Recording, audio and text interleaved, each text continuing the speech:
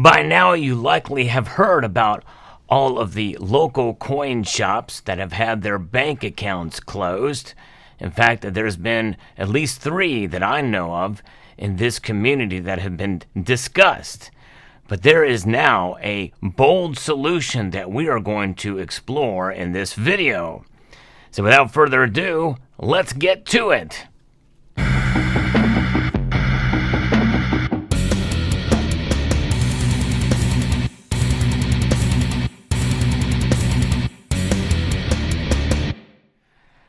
Local coin shops around the country in the past couple of months have been notified that their bank accounts have been closed. It's not just their business bank accounts, but it is also personal accounts associated with the owners and their family members without explanation.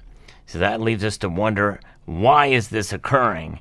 There's multiple different reasons that we can speculate, but probably likely it has to do with cash being moved in and out of the bank, which is nothing new. That has been going on forever and a day. In fact, it's probably happening less nowadays than it has in the past. So what is going on? Why is this occurring? Well, right now with technology, and we have other ways to be able to flag accounts using software, machine learning, and algorithms, and that is something that is becoming much more prominent nowadays. I just watched a video by Silver Seeker that has probably the most profound reason why this could be happening. Although this local coin shop has not had their account closed yet, they got a call about transactions or deposits. These are deposits, not necessarily withdrawals, that do not meet the $10,000 threshold. So it flags it as if they're trying to avert the $10,000 threshold so they don't have to report it. But nonetheless, it's a really kind of a silly reason to do this, because there's a cash flow in and out of that local coin shop all the time. In fact, a lot of coin shops have cash flow that happens. You know, when money moves round and round, it's the state of the nature of business for many cash-based or cash-focused businesses out there. In fact, yes, many businesses out there do take multiple forms of payment, but there's some businesses that do more cash transactions than not. Another local coin shop owner took meticulous records of transactions that have occurred. Now, there are some, when I posted my video about the one local coin shop, were very suspicious of the coin shops themselves. Maybe they're not keeping accurate records. You know, all we have is their word that we're going to take them on for it. But nonetheless, why is this happening now? And if it's just 3, in fact, there may be more that I've missed on YouTube, what about the others that aren't associated with social media of any sort, any kind? My guess is there's probably more that have been shut down. And we can guess other reasons why as well. You know, we do have now legislation that's in place that is going to be put more pressure on the IRS to try to get more tax revenue. And so they're pulling out all the stops, including hiring, or they want to hire, 87,000 new employees. And notice I didn't say agents, but even if you give them the benefit of the doubt that they're not all agents, what is the end of the IRS? To hire new employees, to process and to accumulate revenue, to find ways to get revenue. They don't necessarily have to be agents in order to do that. So those are the premise behind, I believe, some of these shutdowns of these bank accounts. And it's troubling. It certainly is. But nonetheless, there is a solution, and a pretty bold one, I might say. And this is not being discussed, and I think partly because it is so bold and probably unrealistic in order to be happening anytime soon. But it's certainly something we should think about if we can navigate what it would take to make this bold solution happen. So a member of this community, Third Eye Philosophy, reached out to me and about this idea, and I think it's actually a good one if it can happen. I've done some research on how this could be done, and looking through some of the information, I think it's certainly a possibility, certainly something worth mentioning here. Because look at where we're at today. We're in a situation where we have an overregulated environment, and the best way we can do it is to try to navigate that environment with a private sector solution. Because so much we've seen, especially in terms of what's been going on, of what these red flags or what these, machine learning programs and algorithms, and even to the tune of artificial intelligence, which machine learning is a subset of, is affecting the banking system and also using it in order to set up and promote ESG, which is completely now embedded into much of corporate America, including the banking sector. And that also includes probably even regional and local banks. Speaking of regional and local banks, we have seen some regional banks fall, and due in part to some of the risky ventures that they've taken part in.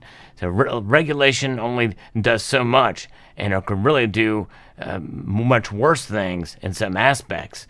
So to this solution, it is about, well, you can probably come to the conclusion yourself, but what about we have our own banking system, or start a new banking system that is specifically tailored to small business, cash heavy businesses, in other words, businesses that do most of their transactions in cash, and be able to have plenty of cash on hand and be able to take in plenty of cash, with a new type of banking systems geared specifically towards that end. Now, on the surface, you may say, well, you're gonna still have the same problem, because what about the regulatory environment? What about this idea of not being able to deposit more than $10,000 without or averting or skirting the regulations and the rules? It's that's what the rules are there for. If you don't breach the threshold, you should be fine. You should not even be questioned.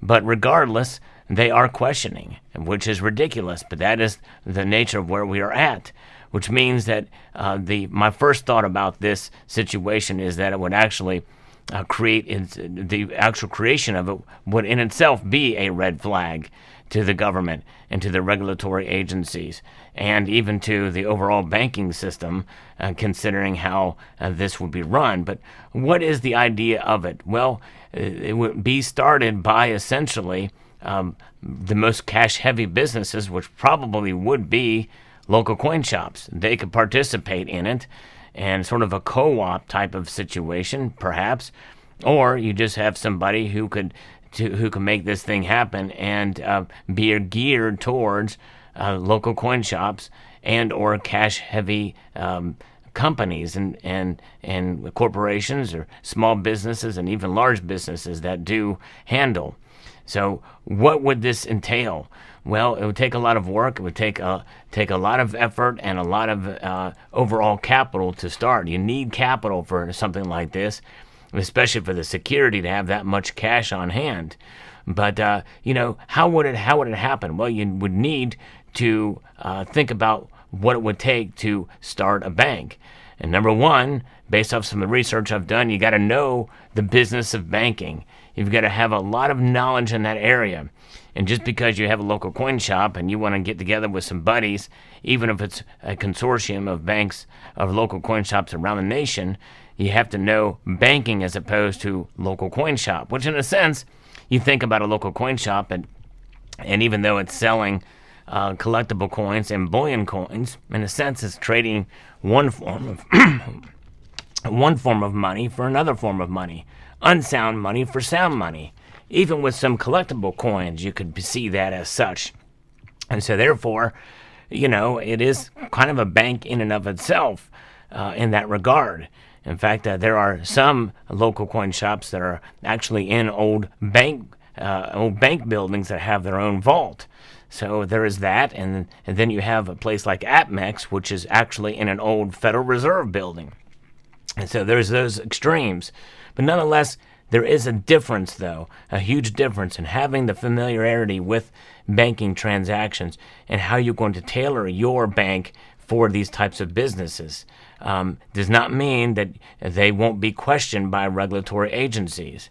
And so you have to understand how banks make money, and you have to understand how you're going to work with larger institutions in order to make some of these things happen, just logistically. I'm not even talking about other factors that are coming to the situation. But startup banks are what are known as de novo banks, which means from the Latin word new. And so when you're new, there's a lot of things that you have to understand here. The biggest barriers to starting a new bank are going to be regulations and capitalization. And regulation is the biggest factor here, especially if you're doing it geared and oriented towards cash-based businesses.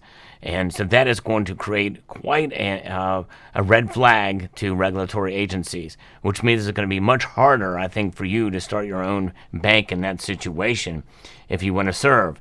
It's a completely open market right now, considering how scrutinized some of these accounts have been without explanation. And so all local coin shops have right now is to be able to find other banks. There's credit unions and there's other smaller banks out there that you can move your money to. One has done just that and has been completely happy. So if this becomes a bigger problem, and some perceive that it already is, and it could continue to grow, well, then this may be something more feasible. Are we there yet? Even though likely there are more than what has been documented in social media, I don't think we're quite there yet, because it takes a lot of capitalization. And if you're going to get FDIC insurance, you got to have anywhere between $12 to $20 million in startup capital. It's going to be hard to do, and you have to do that with a business plan as well too. And if you have friends with deep pockets, you yourself don't have to have money to start this bank. But regardless, it is going to be a very tough journey to make happen. And understanding your target market, that is probably the easiest thing, because you're looking for cash-based businesses or heavily focused cash-based businesses. And you also want to be able to, if you're going to be handling cash withdrawals and deposits, you want to have a very secure building and structure with a very secure and safe.